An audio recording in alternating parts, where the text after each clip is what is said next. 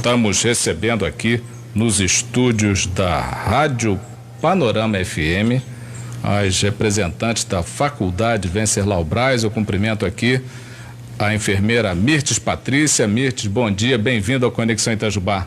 Bom dia, Otávio, bom dia, ouvintes. É um prazer te receber aqui. Igualmente. E cumprimento também a minha amiga Maria Cecília Mendes, nutricionista lá da faculdade. Maria Cecília, prazer te receber, bem-vinda. Mais uma vez. Obrigado, Otávio. Quanto mais tempo? Uma vez, quanto tempo. Bom dia a você, bom dia a todos os ouvintes. Bom, o nosso assunto aqui é aleitamento materno, né? Então, uma das coisas que recentemente eu entrevistei um mastologista e saíram aqui várias perguntas, assim, as mais interessantes.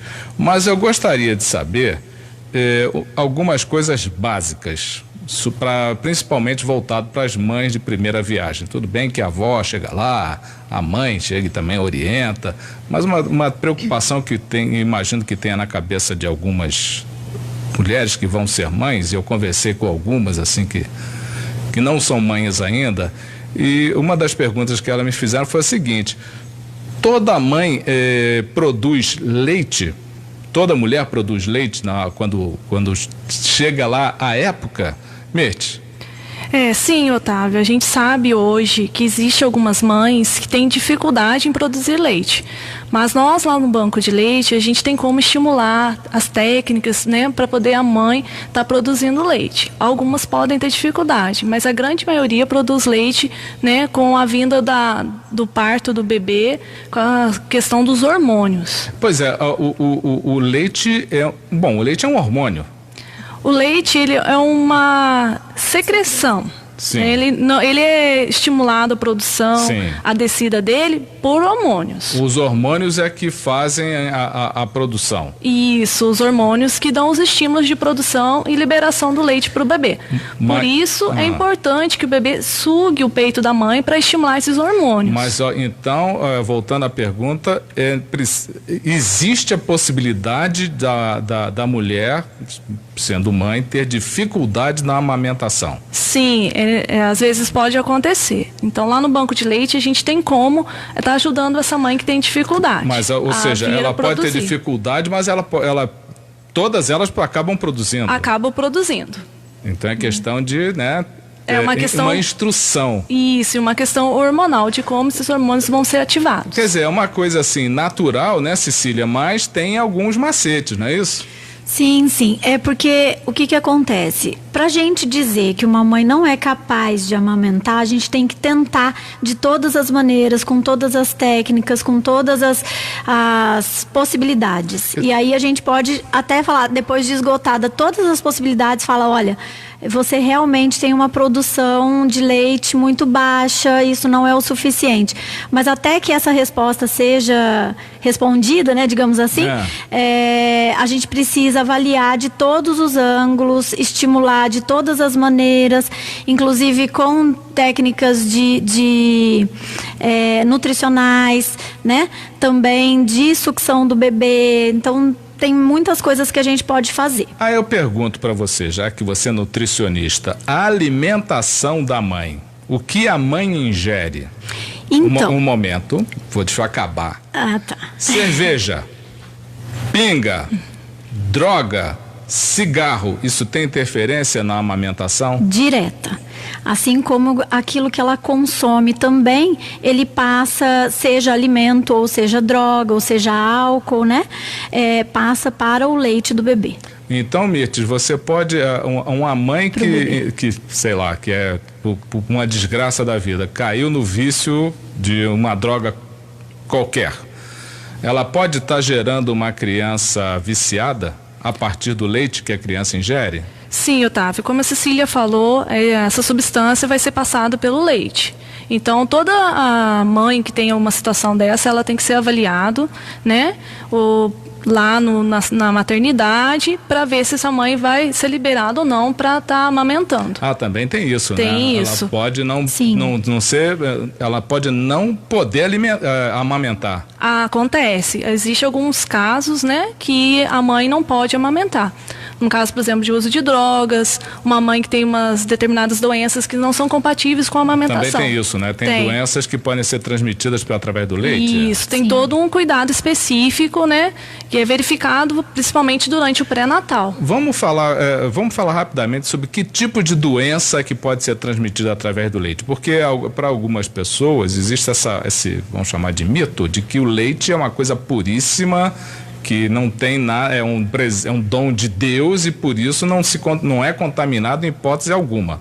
Mas isso não é verdade. Isso não é verdade, né? As substâncias, né, são passadas, como a Cecília falou, os alimentos, né, são passados. Então, um exemplo, é o HIV, né? Mães portadoras do HIV, né, é avaliado, a questão da hepatite B também. Então, são doenças que são avaliadas, né, e com isso veio a recomendação, né, que não pode amamentar, não são compatíveis com a amamentação. Não tem essa compatibilidade. Isso. Agora, você deu o exemplo do HIV. Já veio pergunta aqui de quem teve cirrose. Mulher que teve cirrose. Teve um problema de fígado. Pronto, vamos generalizar. Ela pode amamentar? Então, Otávio, vai ter que ser avaliado pelo médico. E aqui, outro problema de fígado, hepatite.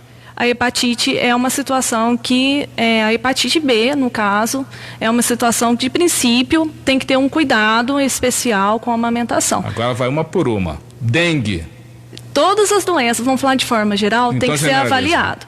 Porque tem o estado de saúde da mãe. E aí a gente depende do que ela está usando, que fase ativa da doença que ela está, né? Para poder estar fazendo uso da medicação. Se tiver alguma medicação que não seja compatível com a amamentação, aí não é recomendável.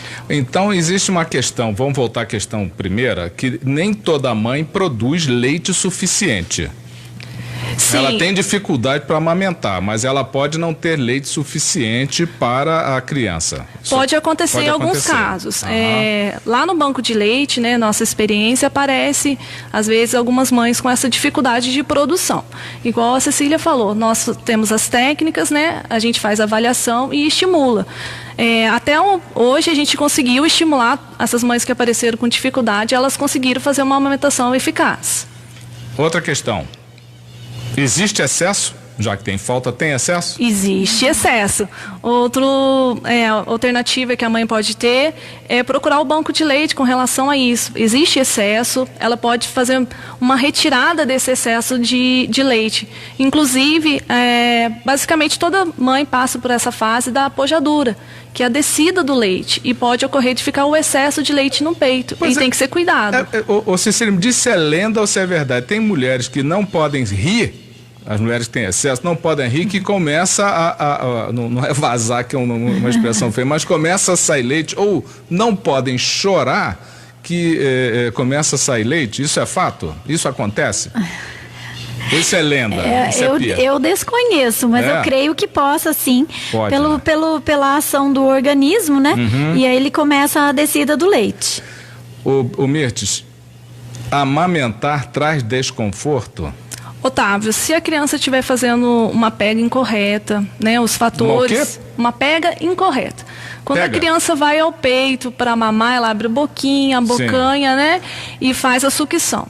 Então, se a criança está com alguma dificuldade, está fazendo a pega de forma errada, o que acontece? Vem a dor. Se a dor está presente, nesse caso, a amamentação não está sendo eficaz. E com isso, né, a mãe sente um desconforto. O excesso de leite que você me perguntou também pode causar dor. Se esse leite ficar parado na mama, o bebê não dá conta, porque está uma superprodução. Superprodução, ótimo. Acontece muito, né, Cecília? A gente atende bastante. A gente mais atende lá. A criança fica afogada no leite da mãe. Exato. O leite fica parado e impedra. Pois tem uma questão que é importante, que é a tal posição, né? Isso. A gente sempre fala para as mães que a posição é uma posição que tem conforto para ela e para o bebê. Mas a gente tem que observar algumas coisas, né? Alguns fatos importantes. Que é o bebezinho estar aconchegado, mas com a coluna reta, né? Ele não ficar sentindo desconforto durante a sucção. Ele tem que abocanhar de forma correta, não fazer estalinhos, porque isso está entrando no ar, não está fazendo uma sucção correta. Estalinho? Isso. A criança estala. Faz os Quer dizer estalinhos. Que ela está chupando ar também. Isso, aí está fazendo uma sucção incorreta. E aí a criança vai precisar rotar, ou fazer o contrário. Nem sempre é uma dúvida também das mães que vão no banco de leite, nem sempre a criança arrota quando ela está mamando no peito. Se ela fizer uma pega correta, ela não está sugando o ar, ela não vai ter aquela facilidade de ter o arroto, né? Agora, quanto tempo a criança fica sugando? Tem tempo? Não tem um tempo exato, Otávio. É livre demanda. Porque a criança pode até dormir no peito da mãe e ficar lá agarrada, né? Isso. Não pode, não? Aí deixa? Toda situação ela deve ser avaliada. Mas, de forma geral, o bebê ele tem um tempo dele de mamada. Às vezes um bebê mais esfomeadinho, ele mama um pouco mais rápido, né? Sei. E às vezes um bebê mais calminho, assim, mama um pouco mais devagar. Mas em média, pode durar às vezes de 10, 20 a 30 minutos uma mamada, até 40 minutos no início, nos primeiros 40? dias. Sim, nos primeiros dias pode durar até 40 minutos. Depende do volume também de leite da mãe. Tem mãe que tem mais leite, aí o bebê também suga, tem uma sucção efetiva. Em 20 minutos ele resolve o problema dele, que é se alimentar. Mas aí se a mãe tem ainda uma produção baixa, não estimulou o suficiente, não ingeriu água o suficiente, porque a água é a maior matéria-prima para a fabricação do leite. Sim. Então ela tem que ter uma boa ingesta de líquido. Então, se ela ainda não tem todos esses ajustes feitos, aí o bebê fica até 40 minutos no peito. E às vezes até chegam lá pra gente bebês que estão a 1h30 isso no peito da mãe.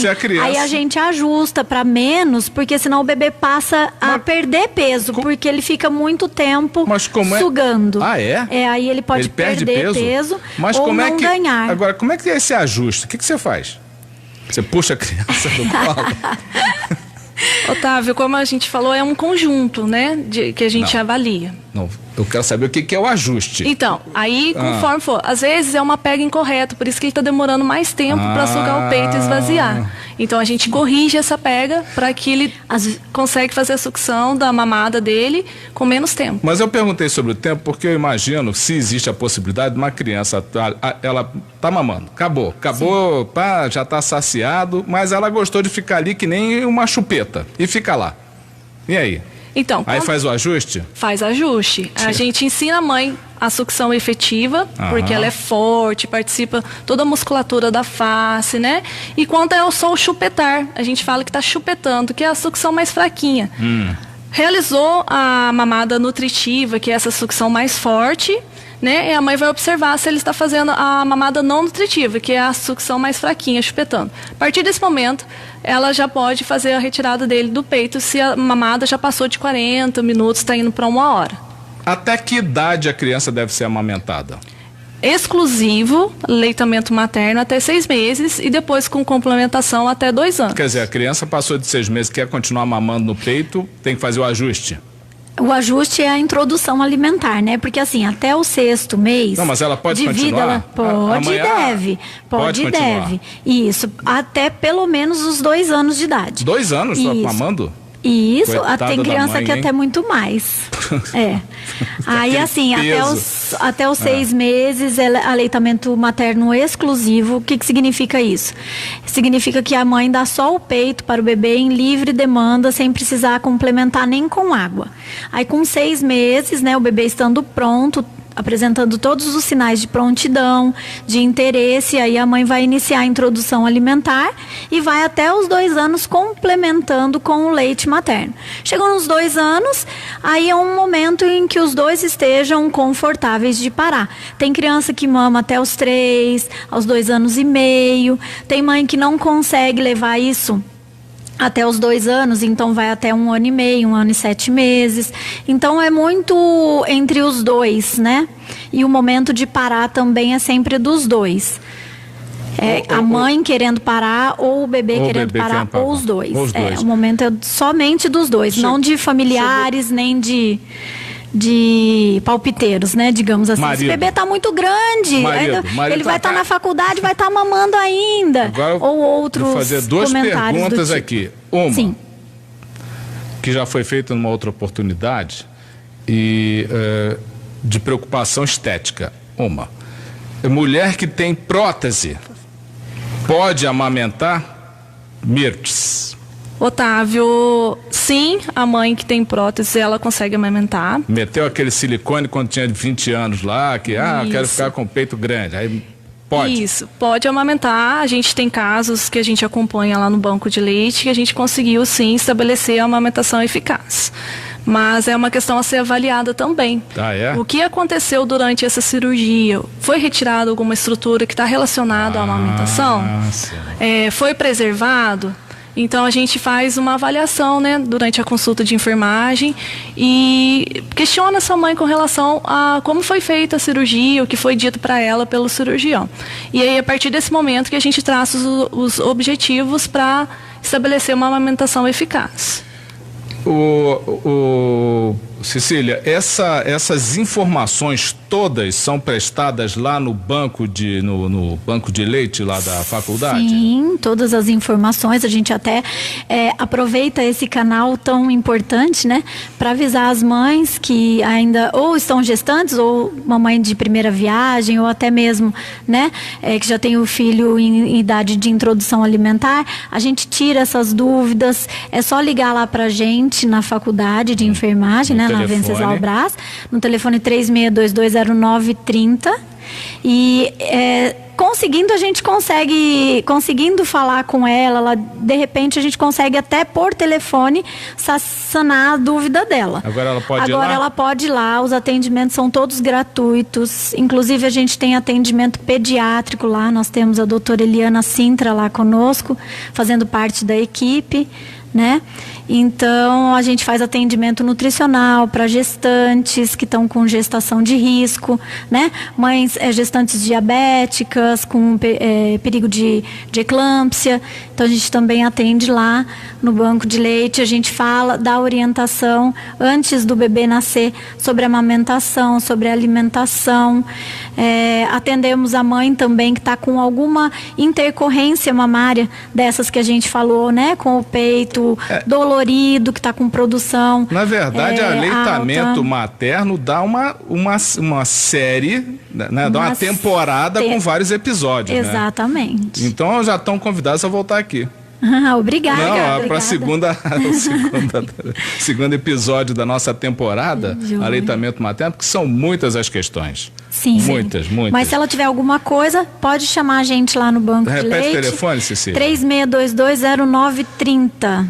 Porque aqui ainda tem peito murcha, tem até que idade, a mulher pode gerar leite, essas coisas. Cecília, obrigado por ter vindo. Mirth, muito obrigado. Deixa eu fazer uma pergunta em relação à faculdade. Tem inscrição ainda para o vestibular agendado lá da FWB? Você está sabendo, Mirth? Otávio, eu vou pedir para os ouvintes entrar em contato. Ok. No telefone 36220930. Não, foi uma coisa espetacular. Eu me senti. Esse ensaio foi maravilhoso. Meninas, muito obrigado, Mirth. Eu que agradeço. Até breve, hein? Até breve. Brevíssimo, Cecília, até brevíssimo. Obrigada, Otávio. Essas foram as meninas da Faculdade Venceslau Braz, as pilotas do banco de leite da faculdade, a Mirth Patrícia e a Maria Cecília. Mirth Patrícia é enfermeira e a Maria Cecília Mendes, que é nutricionista, participando do Conexão Itajubá, aqui nas ondas da Panorama.